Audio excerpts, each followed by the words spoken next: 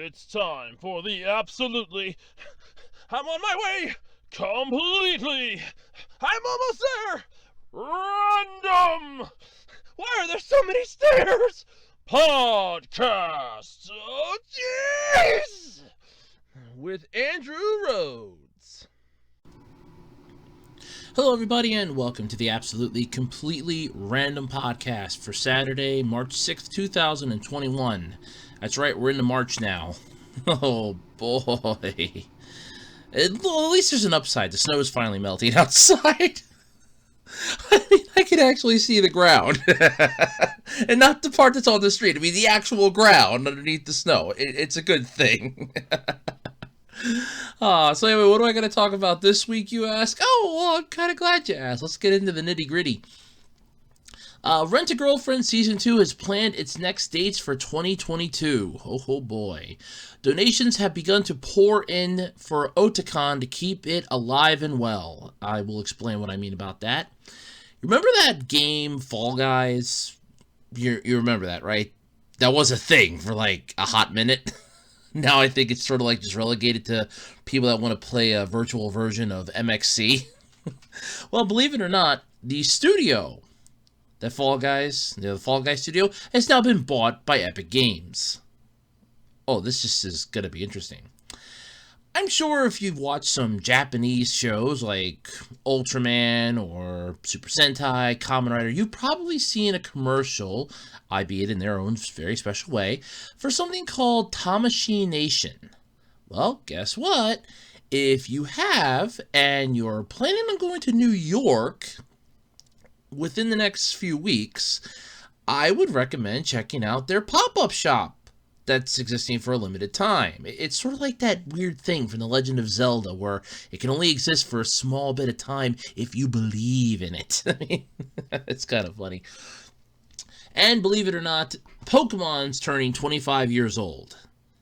Now I really feel old. I mean, I'm 31. I mean, that came out when I was 6. Damn. Well, anyway, there's some lovable Pokemon from Generation 1 who aren't Pikachu or Eevee. There's a lot of lovable Pokemon from Generation 1 that aren't Pikachu or Eevee, but sure, we'll go with that. All this in my usual brand of wackiness this week on the Absolutely Completely Random Podcast. But of course, before we go any further into this, you know the song and dance by now, I'm sure you do. ARHOADS-2012 on eBay. I have a wide variety of crap for sale, from trading cards, DVDs, action figure parts, action figures, a whole slew of stuff. Putting up new stuff all the time. Like, I recently just put up a bunch of computer games this week. That's right. I did, actually. A bunch of computer games. I have some other stuff that's going to be going up, too. Some collectibles, some figurines, a whole bunch of weird stuff. One person's trash is another person's treasure here on the great worldwide garage sale that is eBay. I more or less think it's more like a worldwide flea market at this point, because you can actually barter and bargain with people. And you could do that with me too. If I have more best offers selected, you can bargain and barter. You can always do anything on eBay. You can find anything on eBay. Just really got to look hard. But anyway, if you're interested in checking out my eBay page, that's ARHOADS-2012 on eBay. You can also swing on over to Twitter and shoot the shit with me over there at Otaku Rhodes. That's at capital OTAKU, capital RHOADS over on Twitter. And don't forget to check out the official Web Designer 18 Facebook page, where you can see up-to-date information, provided I remember to put it up, when it comes to the Web Designer 18 YouTube channel. And hey, while you're on the channel, don't forget to like, comment, and subscribe. Comments are good for the YouTube algorithm, and ring the notification bell so you can be notified when new videos drop right here from yours truly, me, on the Web Designer 18 YouTube channel. Alright, so this is usually the part where I go, how'd your week go? Interesting, actually. I really gotta say that. It was an interesting week. So my mom's birthday was on Tuesday, so that was fun. Did you do anything special, Andrew? I gave her a gift, which was kind of met with a weird look, but it's fine. I ended up getting her something that it worked the next day. I got her a Bob Ross coloring book and a box of snow caps. So it's not what you spend, it's the thought that counts. that was drilled into my head as a kid when it came to Christmas. It works for everything, damn it. You can't just say it works for only one thing. It works for everything, damn it. But yeah, there was that. Watched an episode of Shark Tank. Found out then that we had like 4 episodes we didn't get to see, though I think we missed 3 of them because we were watching something else at the time, and it never dawned on me, oh shit, Shark Tank came back on, because I actually do like Shark Tank. I was actually the one that started watching it, and I would watch that when it was on Friday nights way back in the day. Then it moved to Sundays, and then went back to Fridays, because it's a Friday show. It's not designed for another day of the week. It's a Friday show. So I ended up watching that a while back, and then I got my grandfather into it. Then my mom started watching it because she didn't want to go take a nap anymore, just in case something were to happen with him, and, you know, I wouldn't be able to get her up quickly enough to come out and help me. So then she started watching it, so now it's like, oh, well, I'll watch it with you. I'm like, okay, yeah, that's fine. I mostly just like watching it for the... Really, I want to say the stupidest people that come on there for the pitches, that they're like, my product's going to be the best product in the world. And you watch their pitch, and it's like, what the fuck are you smoking? Your product sucks. It's like, this is the worst thing I've ever seen. Or they're asking for an absorbent amount of money for a small-ass percentage of their company. Like, oh, I want, you know, $250,000 for a 5% stake. It's like, huh? I was like, what? What? Or they just have like a really stupid idea that I can easily look at that and go, that exists. I could just go to Walmart and buy something that's similar to that, and they'll do the exact same thing. It's only going to cost me like $5, and it already exists right now. There was a hook that you're supposed to be able to use, like, suction cup on and stuff.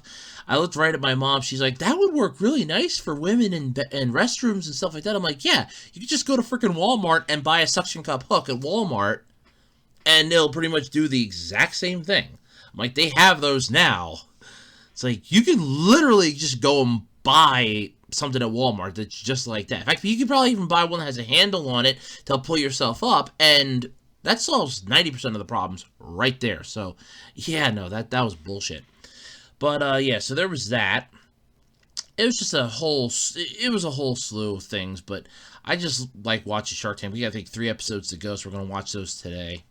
But, yeah, I mean, it was I definitely want to say a nice week. Not so exciting at all. Although I do have to look around to find another electrician, apparently, because, of course, we got screwed. We haven't heard back from the electrician that we did contact, so I don't know what happened. But so I got to look around for another one. So, yay! It's going to be fun. And then all the crap of the family, and just basically same shit, different day. Copy, paste, repeat. It's sort of like that crappy Tom Cruise movie. Ironically, I didn't think it was that bad to actually sit down and read the plot, and actually read the plot of it. Like, this is what the plot of the movie is, and you actually read what the plot is, and it's like, oh god, this really does suck. It said, The Edge of Tomorrow, Live, Die, Repeat. Yeah, it's basically same shit, different day. It's basically. But yeah, so this week was sort of interesting. But yeah, I did put up 2 new videos. A rant video where I finally ripped South Park's Imagination Land, a brand new one, and a discussion video where I talked about Golden Sun and how it was one heck of an RPG. You can check those out on my channel. The Golden Sun one was mostly because the anniversary is literally this year. It'll be, I think, August of this year.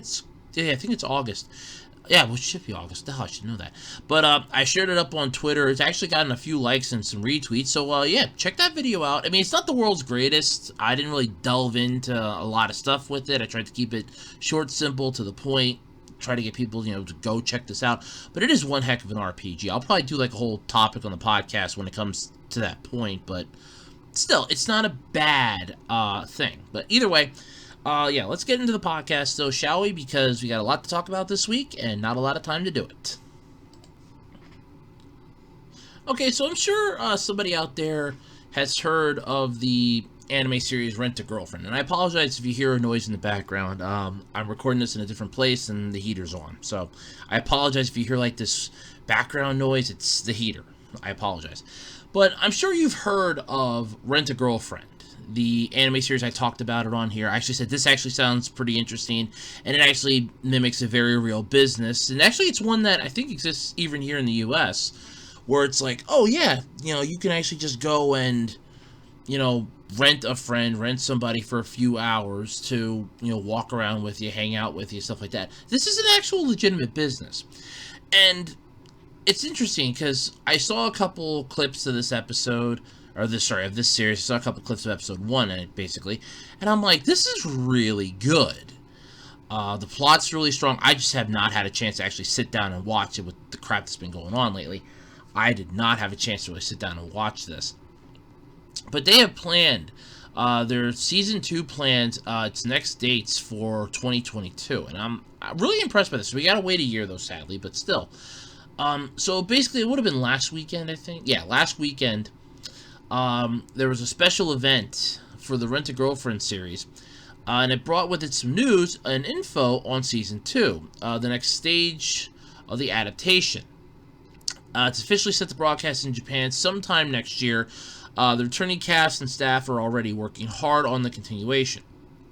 And honestly, this isn't a bad thing, because, anime, a lot of people were afraid was going to be taking a massive hit in the crotch with, COVID and all the other stuff. But, I mean, if American Dad can actually, and that's a U.S. show, too, by the way. If American Dad can actually exist by having all their voice actors record individually, which is what they have done.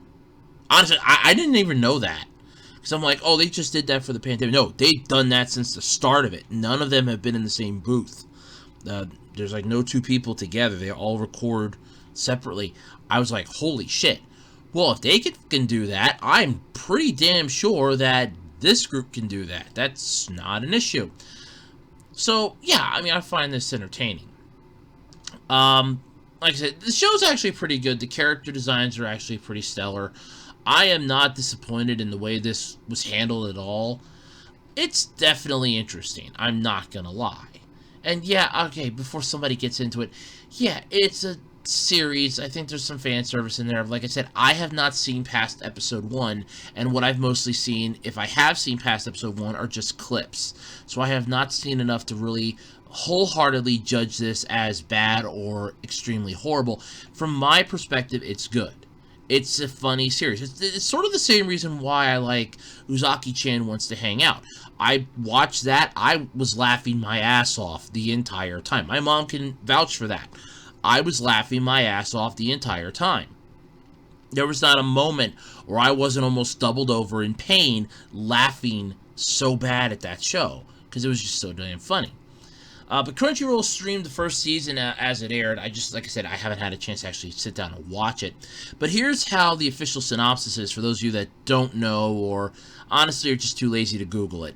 Sorry, it's like, well, I mean, there are people out there that are lazy. It's like you tell them to Google something, they look at you like you're on drugs. It's like, what's Google? Oh, hell no. I've seen this, so it's like, what's Google? Oh, hell no.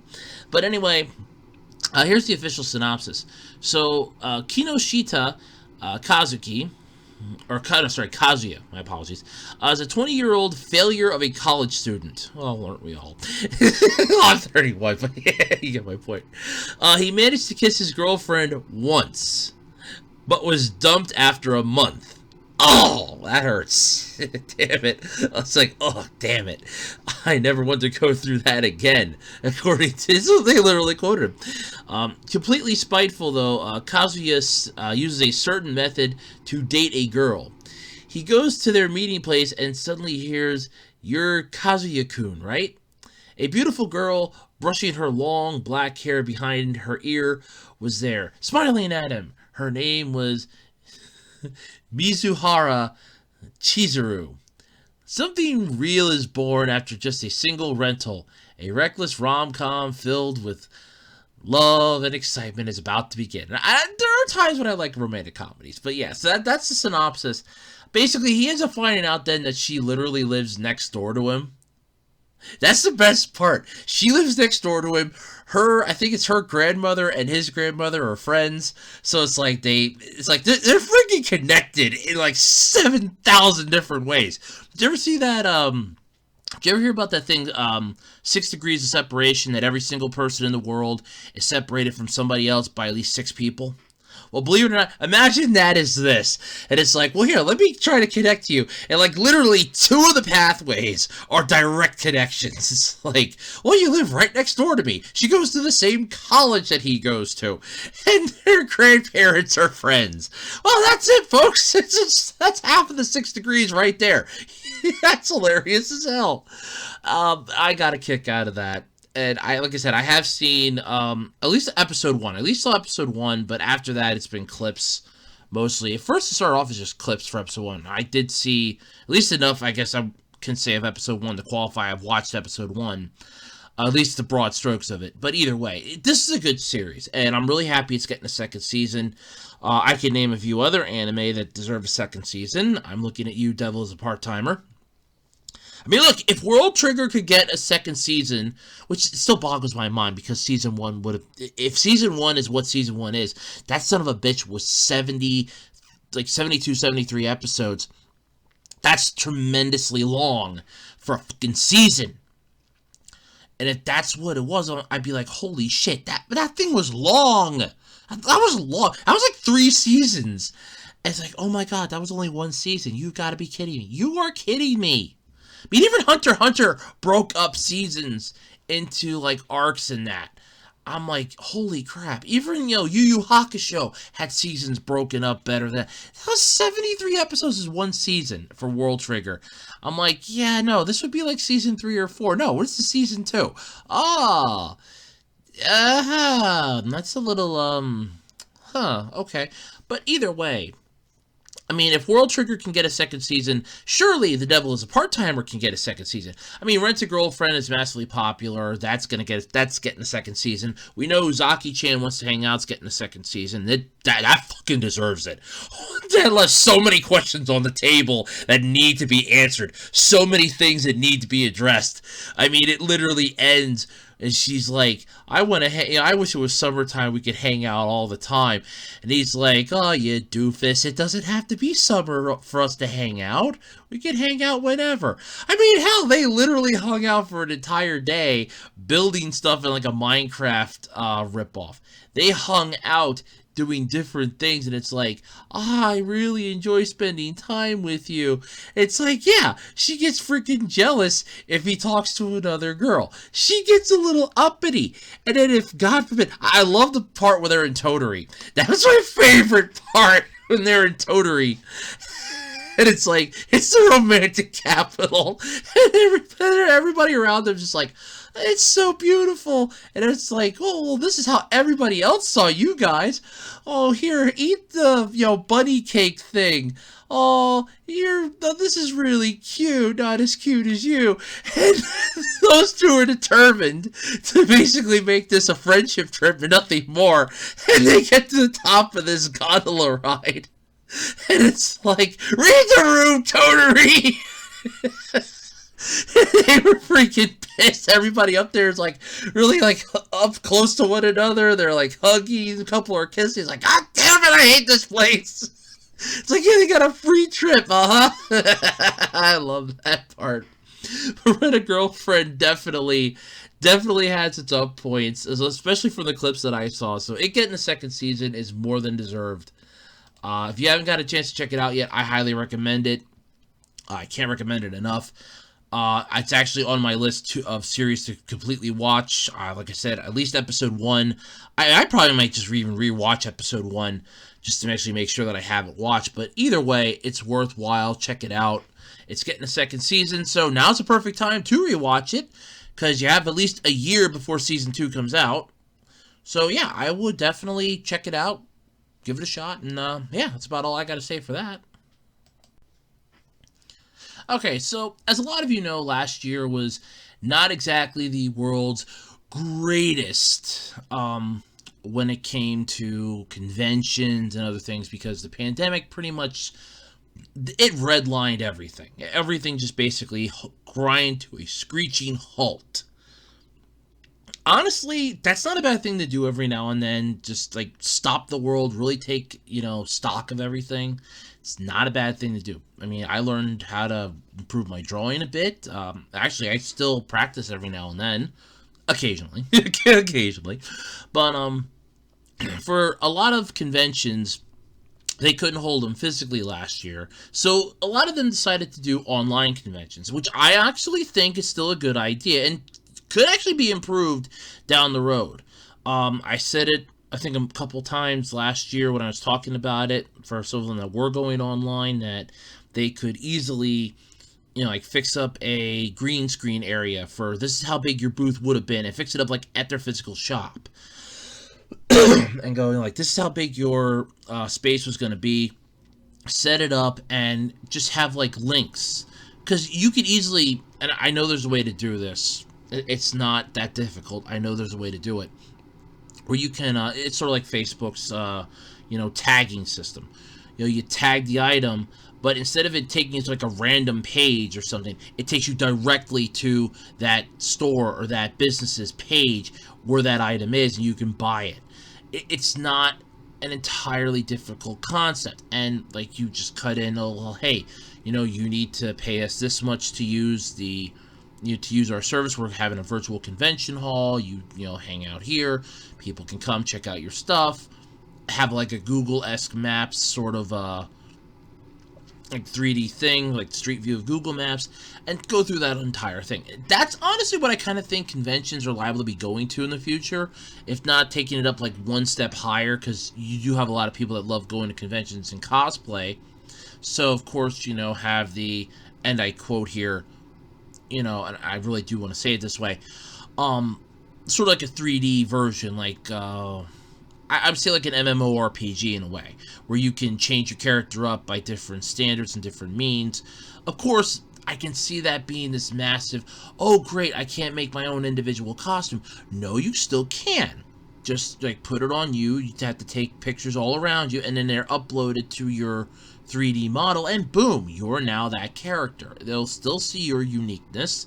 It will come in crystal clear. You have to take high-def pictures, which isn't exactly difficult. You can do panoramic views nowadays. But still, I kind of see conventions going a different way. But Otakon went online last year. It was Saturday, August 1st of 2020. And donations have begun to pour in to keep it going.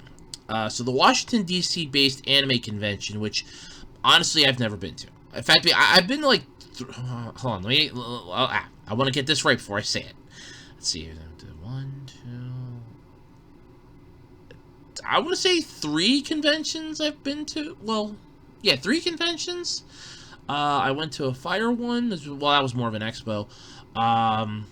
With the fire company at that time. I went to a train one with my uncle, and then the same train one, but they also had a computer one at the same time. But God forbid we couldn't check out the computer stuff. We had to check out the train stuff. I went to see some of the computer stuff, but okay, whatever.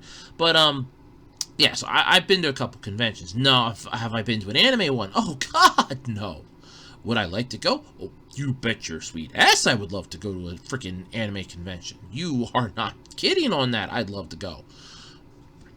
But yeah, so anyway, the Washington, D.C.-based anime convention revealed its struggles in January, saying that they used the proceeds from each year to plan the next Otakon and make sure that they survive until then. So without the income from Otakon 2020 and the early pre-registrations they would normally see at this time of year, they are in a very precarious position.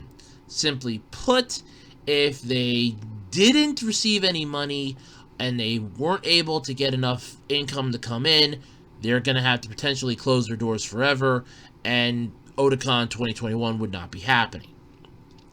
And of course, almost as if it was a cry for help from everything, the attendees and the fans heard this, sort of like the Valkyries on high in mythological lore. Or let's say you have a really crappy D&D game going on, and you were somehow, I remember my one former supervisor at work listened to a podcast during the holiday season, and there was a thing about they light a signal whenever their base is weakest, just alerting everybody that we're at our weakest right now, come attack us. I was laughing at that. It's like, they released a signal, and I even brought that up to him. He's trying to explain to me why they're doing it, and I'm like, it still sounds stupid. It's like, wait a minute. They release a signal, a smoke signal, indicating that they're now at their weakest? That's basically saying, come and attack me, god damn it. But anyway, attendees and fans heard the call for help, and it is reported that so far, more than $34,000 has been donated to help keep the convention going. The con is still taking donations, by the way, if you are interested. There is a link. I take it takes me directly to it, knowing my luck. It's Otacorp donations. It's store.otakon.com. It takes you directly to it. It does not really load up all that well. Okay, so I'm just kind of curious what it looks like here, and I can actually pull it up this time because the internet's actually working. Go figure. So it's pay what you want. You get $5, $15, $25, $50, $100, or $200, or you can just add in your damn value, whatever you want to give, if it doesn't qualify under one of these donationable products. So it's basically, I can see from 25 up, it doubles. What the hell is 5 and 15? It's basically, it's 5, then we're going to times it by 3, then just add an extra $10. Okay, that's weird. But the product details go, and I quote here, your generous gift to Otacorp Incorporated, or INC, helps us keep Otakon going and helps our mission to promote Asian popular culture. Otacorp INC is a registered 501c3 for non-profit corporation. Not-for-profit corporation. No goods or services in part or in whole have been provided in exchange for your contribution. Donations are 100% tax deductible. Otacorp Incorporated's tax identification number is, and they actually literally have this on here, 25. So yeah, you can pull it up. I mean, it's public information. You can it's right freaking there on the thing. So, and they're a 501c3, so they're a nonprofit. So yeah, so they're a nonprofit. But yes, this is kind of interesting, and I love how this is like 25 years of otaku generations, existing since 1994. They have like different things on here. They actually have other stuff on here too, don't they? Oh yeah, they do. They actually have apparel. Wow, that's actually pretty cool. Oh, okay. See, look, they have like the one picture there. It's sort of like a fake person. So yeah, I mean, you could easily do this for like virtual conventions. That's not that big of a deal. Though they don't have much, though, I can safely say. No, they really don't have a lot. Yeah, they really don't have a lot.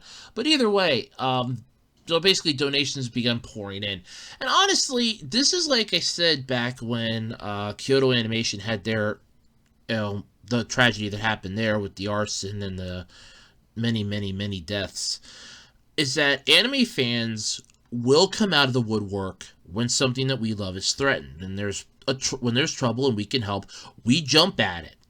And this is something that definitely is entertaining. This is interesting. I shouldn't really say entertaining. This is interesting because if you think about it, how many anime fans out there, how many otaku out there would have just given this a second thought? It's like, I'm not going to give them any money. They actually would probably look at this and go, no, I'm going to donate money. I want to help them. Because why wouldn't you want to? There's a reason why. Like I said, they've gotten so far more than $34,000. I don't know the exact amount. It says that those donations are 100% tax deductible because they're a 501c3. They're a nonprofit organization. Nonprofit organizations cannot make any money. They cannot profit. That's why it's nonprofit. So basically, you're giving money to a nonprofit, it would be tax deductible because that's how that works. There are a lot of fire departments, like volunteer ones, that are 501c or 501c. So yeah, they're nonprofit. So yeah. But either way, this is interesting. So if you feel like donating, go for it. You can find the link, like I said, in the article. It's the Still Taking Donations in red. Just click that. It takes you right to store.otakon.com. It's Otacorp Donations. You could probably Google search it. For those of you that, actually don't mind Google searching. I got the joke out of that. I'll have to explain that someday, I guess. But, yeah. But this is definitely something that's the other side of the spectrum for, they couldn't have physical conventions last year. And honestly, I can see this being the major issue. Now, come August, though, I think a lot of virtual conventions were kicking up. Granted, they didn't have a lot of time to kick them into high gear because they didn't know what was going on last year, if they'd even be able to do a convention or not. A lot of the virtual ones were spur of the moments that all of a sudden, massive amount of people were like, hey, I like this. This is a really good idea. Can we do this again? And then it's like, yeah, I think we will do this again because it works out a little better. I mean, my stance with virtual conventions, it allows you to expand your pool a lot further than it could before. I mean, if you can get yourself a server that can handle a massive MMORPG, like something that can handle like World of Warcraft or Cyberpunk or something like that, and it can handle this massive game, you can get something like that. You can create a virtual convention, 100% online. Boom, problem solved. And you just charge people, oh, hey, you want to come into the convention, it basically would literally be like having a physical convention, only in this case it's virtual only. You can still create your own avatar. You can upload, pictures of your outfit that you want to wear. Like, oh, I, painstakingly create this. Okay, well, you change into your outfit at home. You take a picture against, basic or neutral background, and it uploads it sort of like, they removes the background and then it uploads it and adds it onto your character as a costume. And, there you go. You've created your own customized avatar that you can walk around the virtual convention, and you can do it from the comfort of your own home. I mean, hell, you can have microphones and that to do TeamSpeak and like Discord and stuff like that. So there's a whole slew of ways to make a virtual convention work. I am for virtual conventions, to be honest with you, because let's face it, the physical conventions, you often had so many security issues, problems, possibilities of issues happening. With virtual conventions, yes, you'll still have some of those issues, but you can easily take steps to prevent them from happening, like secure payment options, secure servers, stuff like that. There's a whole slew of things you can do. But either way, I hope that they manage to keep going, because it's actually a pretty cool idea. Hopefully they'll be able to keep everything going, keep the lights on, keep the doors open, I hope. Like I said, this is definitely an interesting topic, and, beyond anything else, I mean, like I said, I hope they get something. I hope they manage to keep their heads above water, and, yeah. I mean, hopefully something works out for them. I really do. I hope it works out for them. I hope it works really well, but, you never know until it actually happens, right? Alright, so I'm sure last year everybody remembers the massively huge hit Battle Royale game, Fall Guys Ultimate Knockout. The thing that had creatures in it that apparently are 6 feet tall. And that's the part that boggled my fucking mind. Basically, they compete in an MXC style free-for-all with the last person standing crowned the champion of champions for that particular win. You get some crowns, you get some unlock some cool shit. This thing was played by like so many YouTubers, so many gamers, Twitch streamers, stuff like that. I know Markiplier played it. Wade, aka Lord Minion 777, was playing it. I think there's like a slew of other ones that played it. There's an entire channel dedicated to just... I like the compilation of people getting kicked off or yeeted off the damn board. That was kind of funny as hell. It was so bad. It was so bad it wasn't funny sometimes. But according to Epic Games, though, they recently bought the Metatronic they have bought Metatronic, the makers of the hit Battle Royale game. According to Epic, though, the gameplay isn't changing. The company will continue to support Fall Guys across platforms including PC, PlayStation, Xbox, and Switch. Your gameplay isn't changing, and neither is our mission to bring Fall Guys to as many players as possible. Apparently, the UK-based studio wrote on its website, each season we will continue to expand the game with new content, features, rounds, and costumes. I enjoyed a lot of the stuff they did. I kind of wish they would have changed up a few things, gotten rid of a couple levels, and they were changing and making some decent changes and modifications. They made the one level a little more difficult if you watch more recent gameplay. They definitely upped the difficulty on the one that was freaking boring as hell. That was putting me to sleep, so it's not a bad process. It's not exactly clear, though, what this means for the game's long-term future on Steam, however. Epic continues investing in exclusives for its rival digital game storefront. The company previously purchased Rocket League maker Psyonix in 2019, and a year later stopped new sales of the game on Valve's storefront. Yeah, I have nothing to say about that. Epic apparently did not respond directly, though, when asked by Kotaku if it would commit to keeping Fall Guys for sale on Steam. Long-term plans are still in motion, but we expect to bring Fall Guys to the Epic Game Store at some point to help them expand to new audiences, a spokesperson wrote in an email. So basically, I don't think it's going to be on Steam anymore. Probably not, because, let's face it, Epic is not going to put something up on Steam. Them and Steam, they have not had the world's greatest relationship. That's being generous, I think, but yeah. Metatronic's previous games, though, included the excellent Murder by Numbers puzzle game, as well as Gears Pop, the mobile adaptation of Gears of War. Fall Guys launched last summer, and it was there on the PS4 and as a free PlayStation Plus game for paid subscribers, and provided a nice distraction from the ongoing pandemic thanks to its goofy, chaotic online multiplayer. It's also been a crossover powerhouse with skins released every few weeks, sporting new characters ranging from Sonic to Cuphead. And honestly, the costumes I think are the funniest part of this, to be honest with you. There's really freaking interesting. Seeing some of these costumes, seeing some of these really stupid designs. There's a pirate on there. I kind of like the pirate thing in a bit. I think the pirate costume is pretty cool. There's a turkey, there's a chicken. It's just fun watching this and watching certain YouTubers just losing their shit over getting screwed. It's just really funny. But it's no secret that Epic is invested in building the metaverse, and Toxic Games shares its goal. Tonic Games shares this goal. Epic Games founder and CEO Tim Sweeney apparently said in a press release, as Epic works to build this virtual future, we need great creative talent who knows how to build powerful games, content, and experiences. Last month, Metatronic announced the game would come to Switch and Xbox later this summer.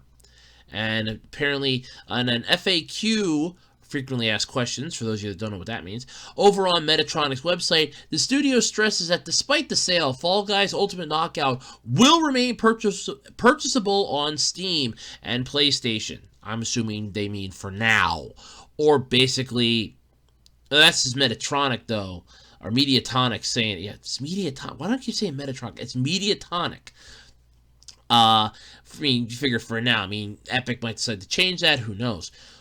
The studio is also aiming to bring universal Epic account systems, crossplay, and squad versus squad modes to the game. On the topic of whether the game will go free to play, nothing to announce right now. Of course not! It's a microtransaction game, morons! You need to pay for it and they make their money back. You could easily put ads in that thing, this challenge brought to you by McDonald's, something like that. Or, have little banners that kind of pop up. That'd be hilarious. you're running down the, that would be funny. You're running down the one pathway You're sliding down, you have to jump up, and the gate pops up, and it's the Geico Gecko. It just kind of like crotch blocks you from getting to the finish line. It's like, well, look, we paid for advertisements. That's going to remind people of Geico. It's like, wait a minute, I remember that. I remember that. That's the thing that stopped me from getting first place in Fall Guys. I ended up getting 15th. What the hell is Geico? It's an insurance company, isn't it? Oh, wow, they have good car insurance. It's like, yeah, look, that might help you out. You never know. But no, I get it. I mean, that would be the way you could probably do it if you want to go free to play. They'd have to have some type of ads in there to help cover the cost. But yeah, that's definitely something to look into down the road. Or, I mean, it would just be funny to see, like, advertisers just kind of, like, crotch block them. Or you see, like, off in the distance, like, let's say, oh, God forbid, Disney Plus, off in the distance, you see, like, a Mickey Mouse-shaped balloon, and off in the distance, it's like, you know, but you can see it. It's, like, within your field of view, and it's like, don't forget, you know, Disney Plus, they just have like a show or something that's going to be streaming soon on Disney Plus. And it's like, I'll distract you. Oh, God. I mean, they have blimps and stuff at sporting events constantly flying around. I mean, look at NASCAR. You have the Goodyear blimp. You have constant, you know, stuff flying around at sporting events.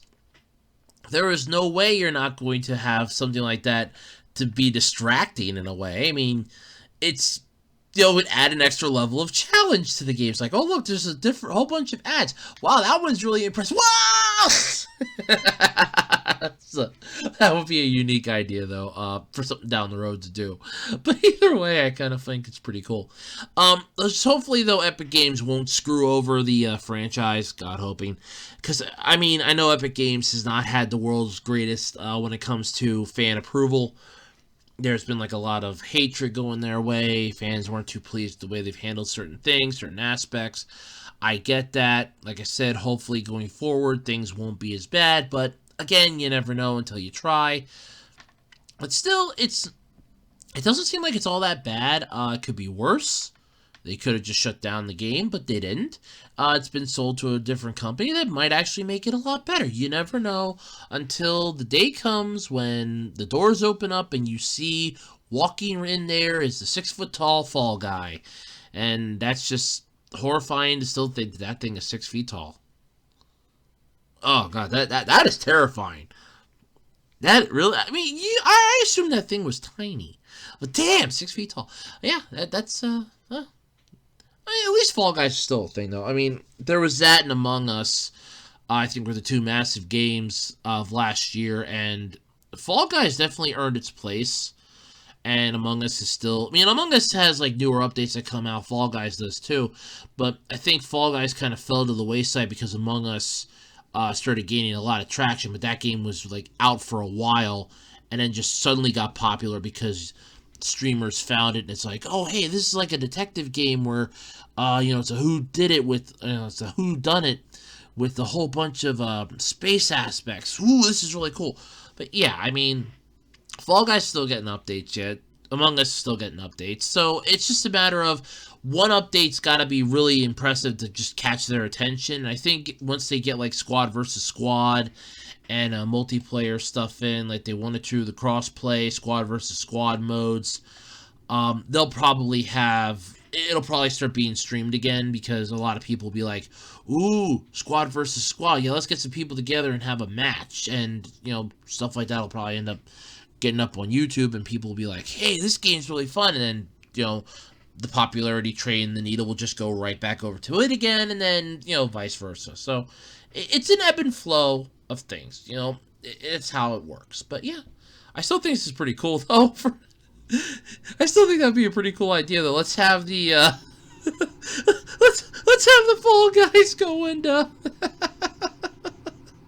let's have them get crotch blocked by the Geico Gecko. I would actually probably watch that. So Pokemon is officially turning 25 years old this year. You know, I remember 5 years ago when Pokemon turned 20 and Pokemon Go began taking over the airwaves of everybody's phones.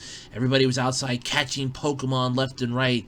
And you had the massive amount of Pokemon that were just so weird and strange. Like, oh, well, here's Rattata, the dime a dozen Pokemon, and Pidgey, the dime a dozen Pokemon. It's like, yeah, it just was everywhere. I remember playing that for my friend a couple times. It's like, you know, we're doing the laundry. It's like, oh, yeah, here, I'll go walk your phone. I'll go catch you some Pokemon. What the hell? I'll go for a little walk. And then I caught it. Well, then apparently I was screwing up the game too badly, and her friend and her husband was like, "No, he's messing up my game. He can't do certain things." Like, yeah, you know what? He's getting a little too defensive when it comes to the game. You know what? He can have fun. I don't really need to go for the walk anymore. It's fine. It's fine. I don't need to go for a walk anymore. It's fine. But yeah, so there was like that whole slew of stuff that happened. I was like, yeah, I'm just gonna stay here. Yeah, I don't need to go for a walk. It's fine. It's fine. It's fine. So there was that. But yeah, so 2021 is gonna mark Pokemon's 25th anniversary. The 25th anniversary of their freaking favorite monster fighting kids show. You know, besides Digimon, but Digimon's having its own fun with Digimon Adventure 2020, which apparently went a little dark in the one episode. Then again, I mean, this one's actually a lot better than the original Digimon Adventure series was. I'm actually liking this one more than the old school one. So, this is one of those, oh look, the remake's a lot better than the original. Hey, that sounds familiar. What was it? Oh yeah, Full Metal Alchemist Brotherhood was a lot better than the original Full Metal Alchemist. Huh, go figure.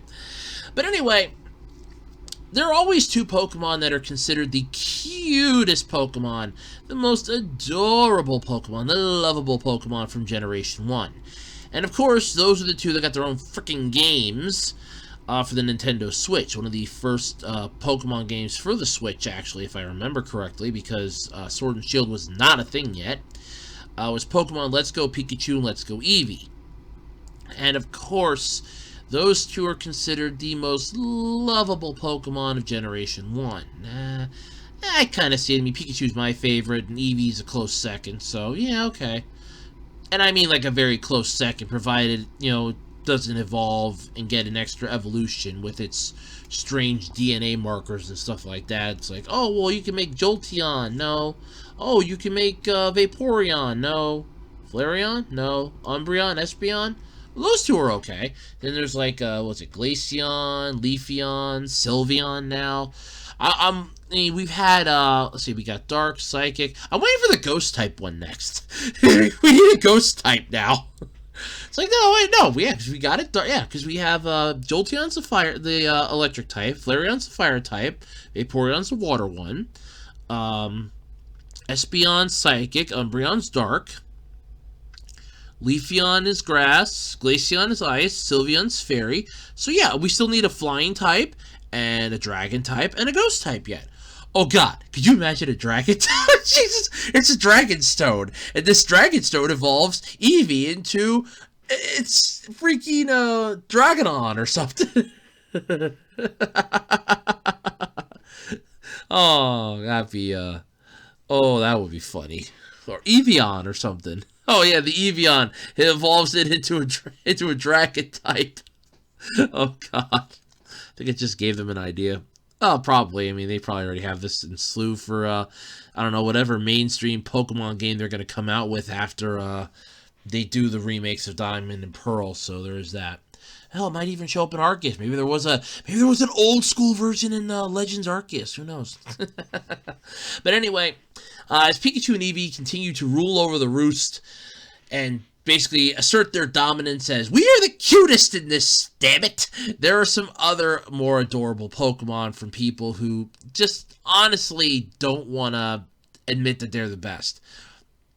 They basically are called, you know, they don't want to be called neglected, but fans out there feel like for every cute little critter, there is the face of more broadly popular cousins.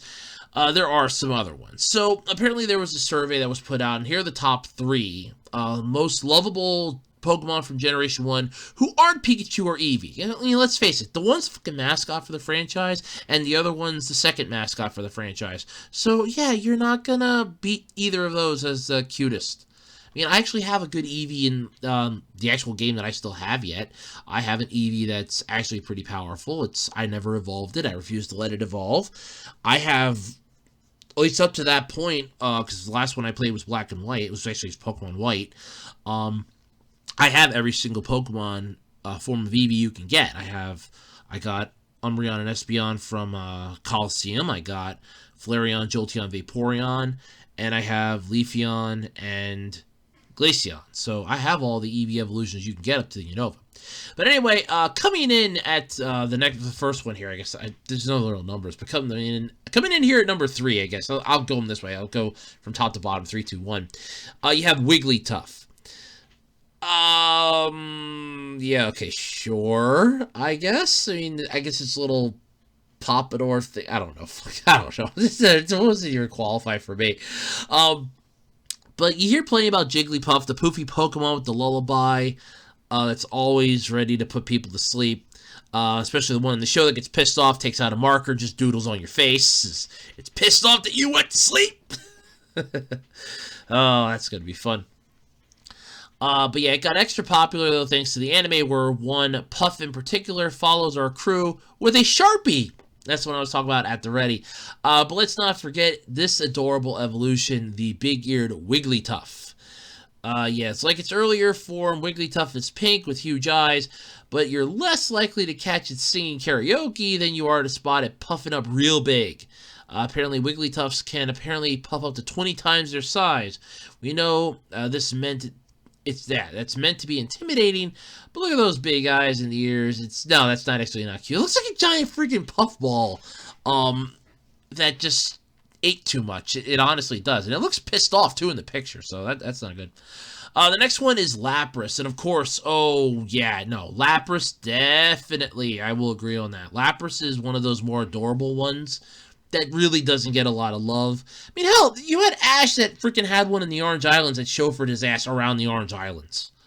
I mean, how do you think that little bastard managed to basically, travel the islands and not go broke? You imagine taking a boat across the Orange Islands? That'd be expensive. Lapras, here's some Pokemon food. Mind if you swim to the next island and we just take a nap on your back?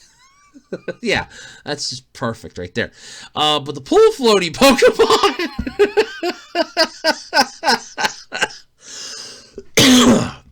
and apparently Otaku USA is pretty sure that's the official name of the Pokedex. I know. I think it's the transport Pokemon. Lapras may not be as traditionally cute and cuddly as its fellows, but it's a seafaring mon, and it's pretty sweet. It actually is more of the adorable, sort of like the Loch Ness Monster in a way, where it's like, oh, it's okay. It's like one of those, cute in the sense of the way that, I don't know, sort of like a motherly cute, I guess you could say it. It's like, oh, look here, I'll take care of you. It's okay. Here, right on my back. That's basically, I think, the level they're going for here. Apparently they're not the only one, though. The Miyagi Prefecture named Lapras its official mascot Pokemon and tourism ambassador. That means cute Lapras merch, rentable pedal boats. I think I remember seeing that, rentable pedal boat. I mean, I can see the cute Lapras merchandise. I mean, you figure like little chibi Lapras pins and, little Lapras plushies. I can see that. I can see that. Rentable pedal boats, though. I think I remember seeing that. Mascot costumes and lots more. We all love the new art of the travel companion site. So Lapras looks so happy to be showing people the sights of Miyagi. I want to. Oh my god, I think it does. Okay, I gotta check this out quick. Hold on. Okay. Of course, it's gonna be in Japanese. At least this is loading up this time. Oh, that is cute! Oh, God! That is cute! Oh, oh man, that is cute. Oh, that is really cute. Oh, there are Lapras plushies! I was right! I think that actually might be a pool floaty. Okay, well, the pedal boat actually just looks like a boat. It's just Lapras' shell and back. That's where you sit, and it's just Lapras' head. Oh, but that is cute. Oh, yeah, okay. Yeah, okay. No, yeah, that wins definitely. You can check that out by literally clicking the Miyagi Prefecture in the link in the in the article. So yeah. But yeah, no, that's cute. But then, of course, the last one on this list is none other than Cubone. Now, Cubone, I agree with Otaku USA on this one. Cubone was basically the start of the dark sort of Pokedex entries, and this one's sad in a way. I mean, you want to talk about a sad one, though. What's it, Mimikyu or something? The one that, or Mimikyu, the one that wants to literally, the one that disguises itself as a really crappy version of Pikachu because it just wants to be loved. And if you actually see what it looks like, you die. It's that sad. It really is. But Cubone just barely beats it. And this Cubone's old school, and it just barely beats it. Barely beats it. Because while Cubone does get love from trainers, because there are trainers that just love Cubone, that's, all it is. I think Cubone's story is a lot more heartbreaking because this little dude, or dudette, because there are female Cubones out there, wears its dead mother's skull. Yeah, that's the exact Pokedex entry. It wears the skull of its dead mother. And for those of you that never saw or never played the original Gen 1 game, and you never saw, like, the, I want to say Pokemon 4-part thing that was put out, there's a Cubone, there's a Marowak in Lavender Town. And that Marowak died. That Marowak, a lot of people assume, is Cubone's mother. And there you go. Of course, Cubone evolves into Marowak, so the cycle is never a good thing. It just continues on. But, yeah, I mean, this... You feel sorry for the little creature. You really do. But at least this one got a good nod in Detective Pikachu. Even if it was an awkward one at that, but it did get a nod. You still adore, though, the sad little Pokemon. It's a tearjerker of a backstory. It paved the way for more sad and occasionally dark origin stories down the road. But, yeah, it's eventually, though, it will process its grief, move on, and evolve into Marowak, and going out to kick some Mandibuzz butt. But, yeah, it's really sad, because you gotta realize that Cubone basically is born no parent, because it wears the skull of its dead mother. Which, I mean, if you actually sit down and try to think about that, I know Dorkly did a thing if Pokedex entries were literal, and they do that every week. I love those. And I remember they had a thing for Cubone. I was like, wait a minute, how the hell is that possible? And even their explanation as to how they think it's possible, I'm like, I'd still be scratching my head, no. But, yeah, this is definitely I want to say, sad Pokemon, definitely.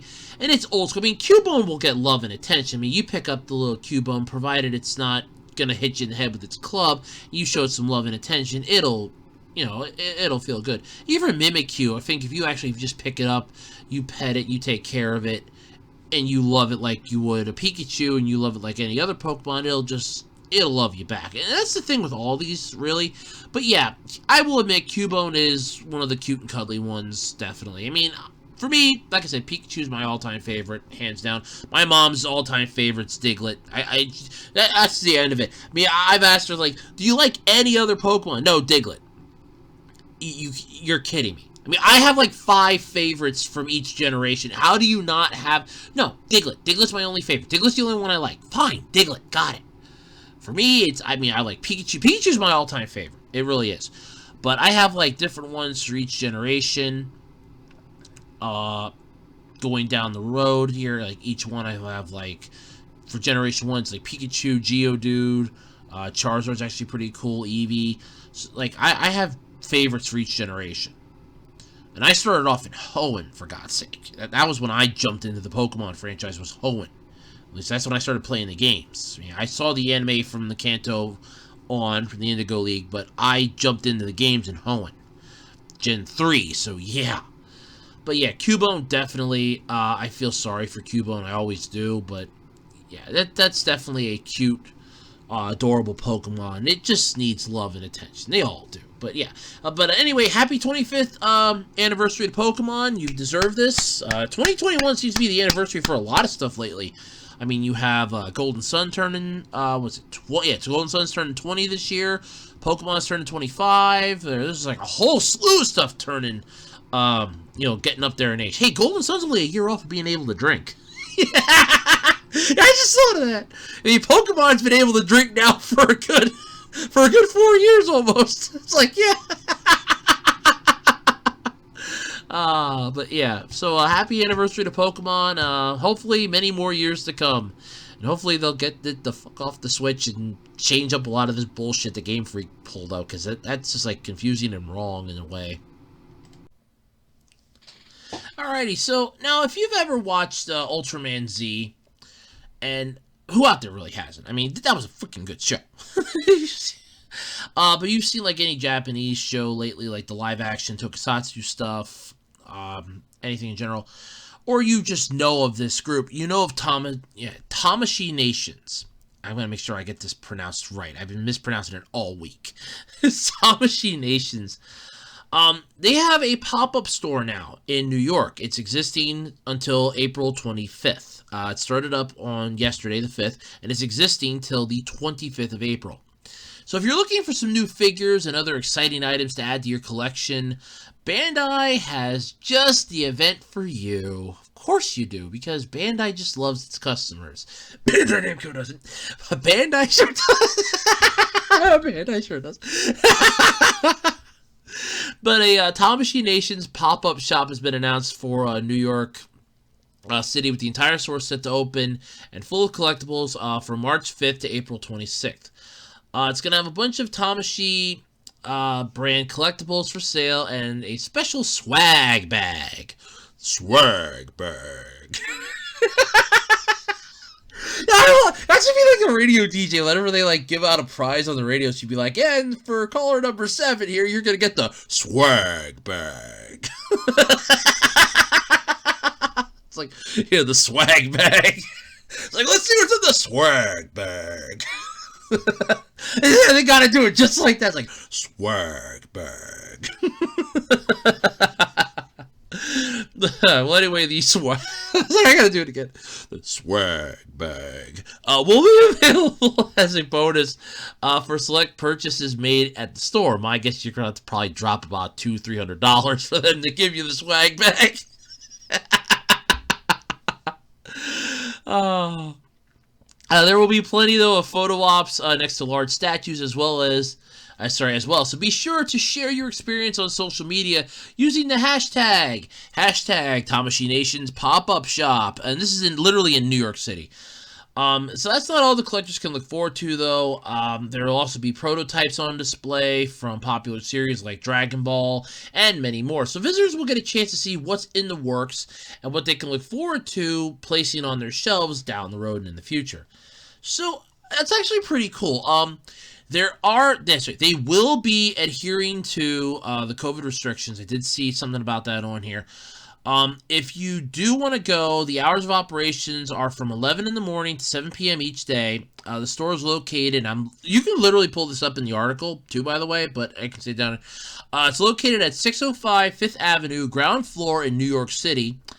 And you can head over there to the official website, which I am going to do right now, for more details and plan your visit to the exciting collectibles, some of your favorite series, and beyond. And I did see a thing, though, online that they would be adhering to all COVID restrictions, so be wary about that.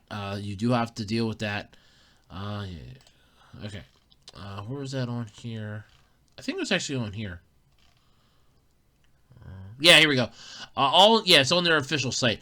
All New York State and New York City COVID-19 retail business mandates will be observed, including mask wearing. So, keep that in mind when you go. But I just kind of like this. They pull up a map of this. If you go into their site, you can pull up a map. They are literally on here. And I'm like, wait, there's a Nintendo in New York? And I'm looking at this and I'm like, Nintendo New York? I'm like, what the hell? Yeah, there's a Nintendo in New York. I was like, what the? Yeah, apparently there's a Nintendo. There's like Barnes & Noble. There's a Five Below, which boggle my freaking mind. You get Lexington Avenue off in the distance. Kaku Japanese something or other over on the other distance. You literally see this right on here. I mean, hell, I can see Rockefeller Center on this map. That's really impressive. But yeah, 605 605 5th Avenue, New York City. It's going to be running, like I said, from March 5th till April 25th, from 11 a.m. in the morning to 7 p.m. at night. It's located on the ground floor, so yeah. I like this, though. Free gifts will be handed out to customers with select purchases while supplies last. Doesn't really give you much other information. My guess is you're going to have to drop like a couple $100, but yeah. And this is literally on their website. It's under events, which I'm guessing that's the only event there is right now. Oh no, it gives you past events, other events. So you go by year, and okay, well, yeah, okay. So, I mean, the things like literally here, the big ass pop-up shop right there.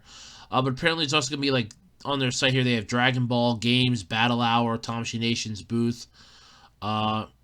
Actually looks like a pretty cool looking Goku figure. But then they have like products and that on here, which I'm assuming stuff that you might actually be able to find at this shop. And oh yeah, they got some good shit on here. You got the SH Figure Arts Goku, which actually looks pretty cool. The Super Saiyan Son Goku clone from Dragon Ball games, Battle Hour exclusive edition. You got a couple robot spirits, Astro Destroyer, Side Jaeger, Cooler, different others. You have some Gundams on here, it looks like. Looks pretty cool. So yeah, I mean, this is definitely, they have some pretty good stuff here, and this shit cannot be cheap. I mean, they even have a Senku figure here from Dr. Stone. So yeah, none of this shit can be cheap though. So keep that in mind. If you're gonna go up here, it's probably gonna cost you a bit of money. Let me click on some because they got a Zeta Gundam here. I'm curious. They tell me how much this is. I am curious on the price of this. Any idea here? No, it doesn't even get... Why doesn't it give me a price? Oh, it's probably not in the shop. I need to go to the shop. I'm under products, stupid. Hell yeah, let me try the shop. Okay, what? Wow. You go to the shop, it just gives you this little light ball. It just goes over. Because there is no North America. Okay, let me check the UK then. Right, well, what the hell? Oh, okay, I can't... Oh, wow, I actually have to... Wow, okay. Oh, no, it just gives you the... Okay, what, I can't buy anything off your site? What the hell? That's weird. Huh.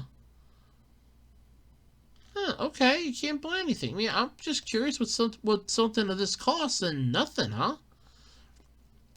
I will admit, this one Jaeger, though, looks pretty badass. But my guess this is going to be like $60, $70 at best. Yeah, but it does not tell you, yeah, it does not tell you on here how much it costs. That's weird. That is, I'm not gonna lie, that is pretty, but the robot though looks badass.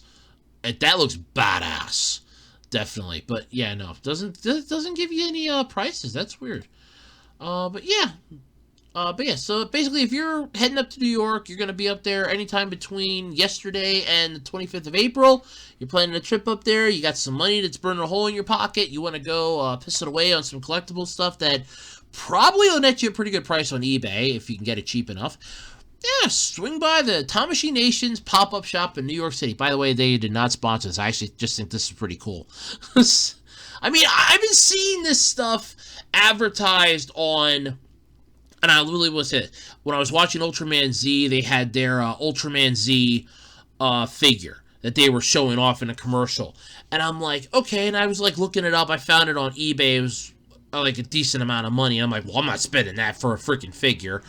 But still, this is a pretty cool thing, pop-up shop, especially something like this that's usually only overseas. I mean, I literally went to the shop thing, and most of them are like over in Europe or in Latin America. They don't have anything literally in the US. When you go here under shop on their site, you literally get the UK,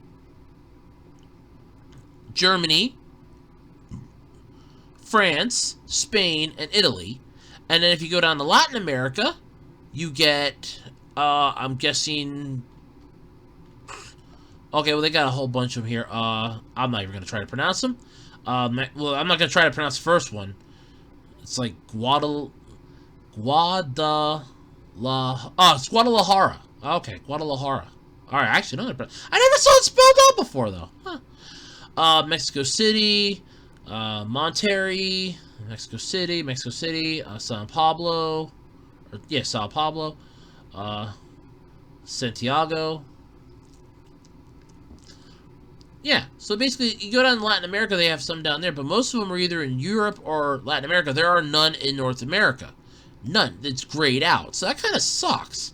So the pop-up shop here, this is actually a pretty cool idea, because if this gets popular enough, you could consider, hey, maybe we could consider putting a shop here in North America. Maybe it might work out really well. I mean, look at how good the pop-up shop did in New York for that small amount of time. That's freaking huge. We put this stuff up here, we might, keep it stocked with certain items, keep the prices really good, find a location that's decent foot traffic, that's not going to break the bank. We could possibly make this work really well. I mean, we'd have to really try, but yeah. I would definitely give that a shot, but either way, this is still cool. See how well the pop-up shop does. Maybe they'll improve it down the road. Who knows? But either way, this is still cool. So if you're heading up to New York City, you check it out. Don't forget, hashtag their ass on Twitter. Send pictures out on Twitter. I mean, I think a lot of us would love to see what it looks like. I'm not going to go to New York City. I've been to New York City once. I'm never going back. I've been to New York. I mean, unless I absolutely positively have to, I'm not going back. I mean, if I would have a friend that would be up there and go, dude, I'm in New York City, can you loan me some bus, can you come up and get me? I'll go, do you have a PayPal account? Yeah? Okay, text me your PayPal account, I will, it's like, text me your PayPal account, I'll loan you some money. I'm not driving to New York City to pick you up, forget it. Unless I absolutely have to. Yeah, no. Like, I'll just wire you some money. I'm not gonna I'll lend you some money to take a bus. I'll meet you at the bus depot outside of New York City. I'm not gonna drive to New York City to pick you up. Forget it. I'll meet you outside New York. But, I mean, I honestly said, I've been to New York City before. It was nice when I went, but it's just one of those... I'm not a big person for crowds, so I don't really want to go back unless I absolutely, positively have to. But yeah, it's just that. I mean, it's cool, it's interesting, but I'm not gonna waste my time to go back just for that. No. But still, this is pretty cool. So hopefully, like I said, down the road, they'll do more. Maybe we'll actually get a full-on Tamashii Nations shop here. I mean, this is sort of like the thing that I'd love to do. Like I said so many times, I'd love to open up my own otaku store. Just sell otaku stuff all the time. Like, all stuff from anime. So like anime, manga, video game shit. Just sell that in an otaku store. Just the love that I would have for that. It wouldn't even be a job for me. It would just be like, I'm surrounded by stuff that I love. I mean, sure, at some point I'm going to end up hating it. I'd probably get popular enough, sell it out, and then just live off the royalties. It's like, oh, look, I'll keep ownership, but you're going to be in charge of this one. If you send it to hell, I'll be back. Yeah. But, no, hopefully this works out really well. We might get more down the road. If it picks up, maybe they'll consider putting an actual physical location. Then we could probably actually get stuff. I mean, that kind of bothers me. You can't buy it off their freaking site. That's weird. But, yeah, it's still cool either way. Check it out if you get a chance. And, yeah, still cool. Alright, everybody, and that's going to do it then this week for the Absolutely Completely Random Podcast. Thank you all for hanging out with me for the last, I want to say, a little over an hour. An hour or so. As always, though, I'm Andrew Rose here on the Web Designer 18 YouTube channel. Don't forget to submit your questions for the March Q&A. I did not do one in February, so all those questions are rolled over to March. I only had like 5 questions, and then 2 more were brought in that took me up to like 7. I'm like, yeah, still... I just decided already not to do February, so just adding them in for March. So feel free to submit your questions for the next Q&A video. Don't forget to like, comment, and subscribe. Check out my video. I know a lot of people that view my videos aren't really subscribed. Hey, don't forget, if you subscribe, I can't offer you anything because I really don't have anything to offer other than unique videos. And if you ring the notification bell, if you subscribe and ring the bell icon to all, you'll be notified when new videos drop right here. I mean, I usually have a lot of stuff in the woodwork. In fact, I have some that are set to premiere down the road. Ha ha ha. There's, I guess the cat's out of the bag. There are some videos that are coming out. I record rant videos and discussion videos lately. I have a couple reviews I think I'm going to try. I use air quotes here to get done. But yeah, so feel free to subscribe to my channel, ring the notification bell, like, comment on the videos. I love reading the comments, I really do. It allows me to interact with everybody, and I do respond to comments. At least I try to, if YouTube reminds me that, oh, there's a comment on here. If I don't reply, either A, I didn't get the notification of it, or B, it's being hidden by YouTube's system and I can't find it. That's actually happened a couple times, and I saw it like months down the road, so please bear with me. It's not a perfect system, because you can get comments on videos like 2-3 months beforehand, and you're trying to figure out which comment it was, which video it was, you're trying to find it, and it can get to be a pain. But not every system is perfect. But either way, don't forget to leave comments. I love reading the comments. Just don't tell me to go to hell. I'm tired of reading those. But either way, I'm Andrew Rhodes. This is the Web Designer 18 YouTube channel, and I'm out of here. Thank you all for being here. Thank you all for subscribing. Thank you all for viewing my videos, and I will catch you all next time here on the Absolutely Completely Random Podcast. Bye, everybody!